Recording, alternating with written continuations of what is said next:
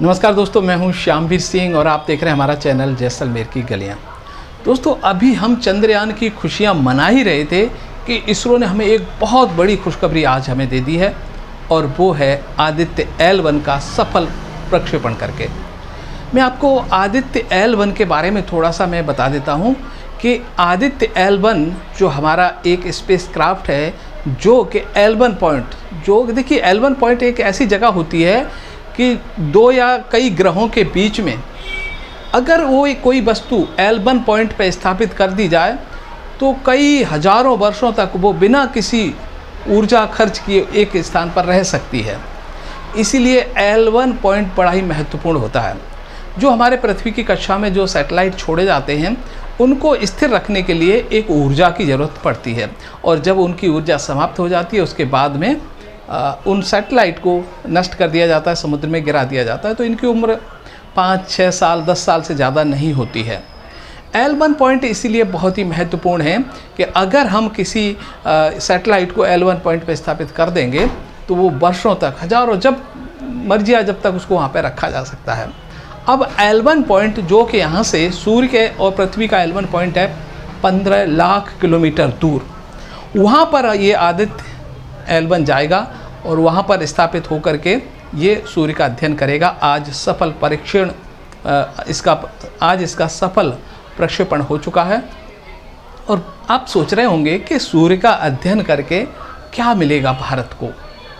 सबसे पहली बात मैं बताऊं आपको कि पहली चीज़, अब हम चाइना से आगे निकल चुके हैं, क्योंकि जो L1 पॉइंट है वहाँ पर अभी तक 3 ही देश पहुँच पाए हैं, जिसमें एक नासा की अमेरिका की एजेंसी है और जर्मनी है और एक यूरोपियन स्पेस एजेंसी है। उन्होंने इस पॉइंट पर अपने सैटेलाइट भेजे हैं, लेकिन अभी तक चाइना वहाँ पर नहीं पहुँच पाया है। तो भारत यदि L1 पॉइंट पर आदित्य 1 को स्थापित कर देता है तो भारत स्पेस के क्षेत्र में चाइना से आगे हो जाएगा। सबसे बड़ी खुशखबरी ये है कि हमने एक लॉन्च कर दिया, 125 दिन की यात्रा है इसकी, उसके बाद में ये L1 पॉइंट पर स्थापित हो जाएगा।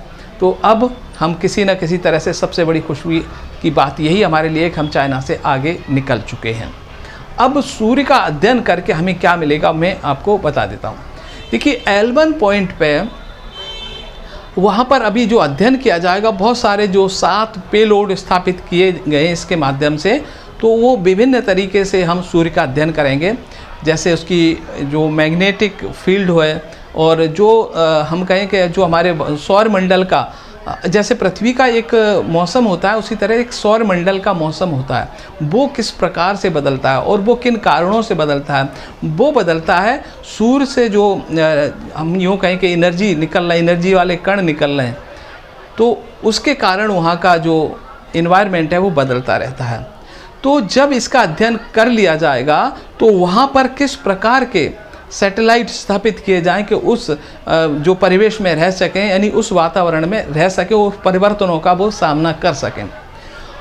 भारत का प्लान ये है कि देखिए सूर्य एक बहुत ही एनर्जी का सोर्स है। अगर वहाँ पर बड़े बड़े सौर पैनल स्थापित किए जाएं और उस सौर एनर्जी को हम माइक्रोवेव में कन्वर्ट करके पृथ्वी पर ला सकते हैं और हमेशा के लिए हमें ये फ्री में ऊर्जा मिल सकती है। L1 पॉइंट ऐसे होते हैं जहाँ पर कभी छाया नहीं पड़ती, टेम्परेचर भी काफ़ी अधिक रहता है और किसी भी प्रकार की धूल मिट्टी नहीं है, तो जो हमारे सौर पैनल होते हैं वो ख़राब भी नहीं होते हैं और उनको स्थिर रखने के लिए वहाँ किसी प्रकार की ऊर्जा की ज़रूरत भी नहीं पड़ती। अगर हम पृथ्वी के आसपास कहीं सौर पैनल लगाते हैं तो वहाँ पर एक जगह स्थापित करने के लिए उसको ऊर्जा की ज़रूरत होगी और उसकी लाइफ 6-7 साल से ज़्यादा नहीं रहेगी। 6-7 साल बाद हमको वापस सौर पैनल छोड़ने पड़ेंगे तो वो खर्च बहुत अधिक हो जाएगा, इसीलिए वो किसी भी तरह से उपयुक्त नहीं रहेंगे। इसीलिए भारत ने कहा L1 पॉइंट पर अपने जो सौर पैनल लगा दिए जाएँ और वहाँ से सूर्य की एनर्जी को पृथ्वी पर लाया जा सकता है। एक और है इसका आदित्य 1 का भेजने का कारण कि स्पेस के क्षेत्र में, जैसे कि पृथ्वी की कक्षा है और वहाँ पर स्थापित करने के लिए जो पॉइंट होते हैं, जो स्पेस में जो क्षेत्र हैं वो आवंटित किए जाते हैं। ऐसे ही जो L1 पॉइंट है, L1, L3, L5, L4, ये सब अलग अलग देश जो इनका उपयोग करना चाहते हैं उनको डिमांड मांगी जाती है और उनको आवंटित कर दिए जाते हैं। अगर वो उस क्षेत्र का उपयोग नहीं कर पाते तो वो दूसरे देश को आवंटित कर दिया जाता है। ऐसे कई देश हैं जो कि पृथ्वी की कक्षा का उपयोग नहीं कर पा रहे हैं, तो वो हमारे दूसरे देशों को आवंटित की जा रही है। तो सबसे बड़ी खुशी की बात कि भारत आज ऐसा देश बनने जा रहा है कि चाइना से आगे स्पेस के क्षेत्र में। तो सफल लॉन्चिंग, सभी देशवासियों को बधाई। और 125 दिन के बाद में जब स्थापित हो जाएगा L1 पॉइंट पे हमारा आदित्य L1, तो एक इतिहास बनेगा। बड़ी चुनौतीपूर्ण फ्लाइट थी आज की, लगभग 1 सवा घंटे लगा इसमें, और कई ऐसे पॉइंट भी आए जब हमारा जो मिशन होता है वो हमारे पृथ्वी पे जो क्षेत्र होते हैं उनसे कट जाता है, फिर हमारे जो शिप होते हैं वहाँ पर इनको कनेक्ट करने के लिए जो स्थापित किए जाते हैं वहाँ से कनेक्ट होता है। तो बहुत सारी चुनौतियाँ आती हैं इन मिशनों में। आज का मिशन बहुत ही बड़ा कठिन था, और अभी आने वाला समय 125 दिन जब ये L1 पॉइंट तक पहुँचेगा वो भी चुनौतीपूर्ण है। अगर ये सफल रहता है वहाँ तक पहुँचने में, तो भारत पुनः एक इतिहास बनाने में सफल रहेगा। बहुत बहुत बधाई आप सभी को आदित्य L1 के सफल प्रक्षेपण के लिए।